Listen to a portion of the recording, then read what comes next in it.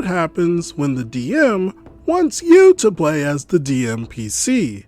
Let me describe the situation. Way back in the day, I was a dark, brooding, edgy teenager who was obsessed with tabletop RPGs.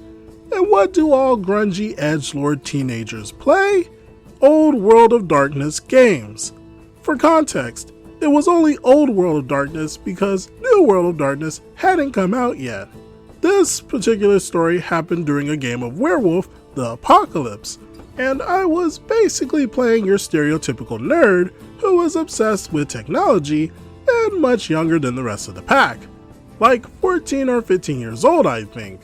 His backstory was that he was a shy, inquisitive young person who was horribly bullied for years, but found solace in robotics and other hard sciences.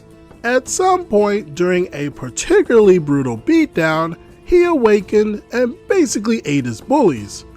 It was years later that I realized that maybe I was working through some stuff.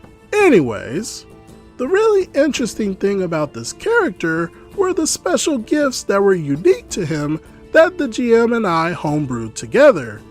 Each of his gifts manifests on his body as some sort of technological graft or augmentation, and he basically looked like a cyborg werewolf in his battle form. The way we were role-playing it was by saying that he was touched by the Weaver, who constantly kept trying to entice him with visions of mechanical perfection, and this manifests in more difficult social roles with other werewolves. All in all, it was super fun to play, even if he wasn't the strongest character on the battlefield. During the game, the GM has his own player character interacting with us that was basically a rage tank. The dude's stats were ridiculous and had so many rage points to the point that he was basically unstoppable. But that really didn't bother us. Like most groups of teenagers, we were prone to jokes and were frequently riding full tilt off the rails, and the GMPC was mostly there to keep us on track. That was, of course, until the GM wanted to take the story in a new direction and have the whole plot centered on his GMPC. But he didn't think it would be any fun for us to have him GM a game centered on how his PC was the chosen savior of wolfkind. Enter his brilliant compromise.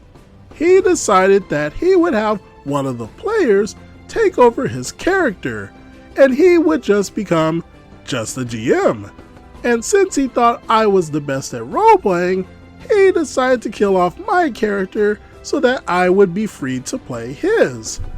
To his credit, he tried to make my character's death as hardcore as possible, but it basically amounted to having our group getting captured and my PC being tortured to death.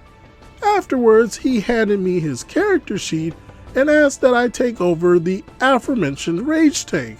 That particular game dissolved not long after, and I eventually lost track of those guys. I've been our current group's primary DM for the game of 5e we've been running for over a year now, and I've run multiple games on multiple systems since. And I'll tell you what, I learned something about player agency that day that I've applied to every single game I've ever been a part of. Never sacrifice player engagement to fit your personal narrative. It's all about having fun after all. Yeah, a DM should never let the story barrel over his players' enjoyment. Killing off a character just because you thought of a cool story for your DMPC is never a good option. The DM is always supposed to keep a player's happiness in mind when it comes to running a game. What do you all think about this situation?